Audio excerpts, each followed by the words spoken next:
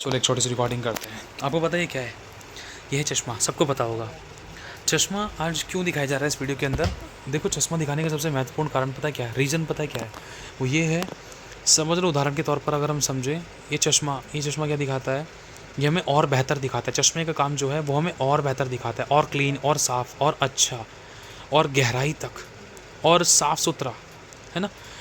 अगर हम देखें प्रभु के वचन को, अगर हम अपनी आंखों पे लगाएं, उदाहरण के तौर पर समझें कि प्रभु के वचन के चश्मे से अगर हम किसी व्यक्ति को देखें, तो हमारे अंदर कभी किसी के प्रति कोई कड़वाहट, कोई बुराई, कोई जलन, कोई गंदगी हमारे अंदर उत्पन्न नहीं हो सकती है। हम कई बार मनुष्य को शारीरिक रूप से देखते हैं, इसलिए हमें लगता है कि वही पापी है, वही गलत है, उसने ऐसा कर दिया, उसने वैसा कर दिया। हम उसको बुरी और पाप और गलत और गंदी नज़र से देखने की कोशिश करते हैं। लेकिन अगर हम वचन के चश्मे से देखेंगे ना, आप आसान शब्दों में अगर आपको समझना है तो प्रभु में याद दिलाते हैं कि एक व्यभिचारिणी स्त्री के चारों तरफ लोग खड़े हुए थे और उसको मारने के लिए लोगों ने अपने हाथ में पत्थर ले लिए थे। लोगों को देखने का नज़रिया ये था कि उसने पाप कर दिया, लेकिन प्रभु का देखने का नज़रिया क्या था?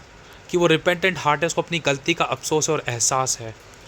और यीशु मसीह ने एक ही बात कही थी, जो उसको देखते हो, जो तुम लोग ये काम कर रहे हो, क्या कहते हैं, इसको सबसे पहला पत्थर वही मारे जिसने कभी पाप नहीं किया।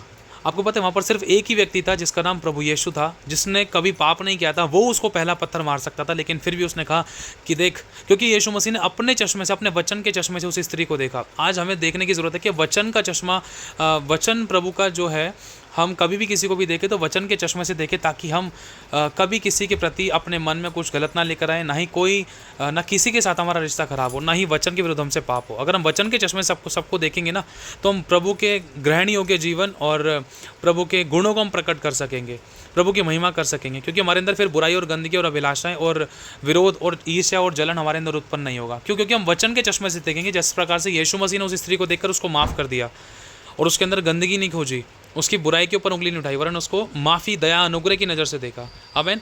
प्रभु आशीष से सभी लोगों को। जय मसीह की।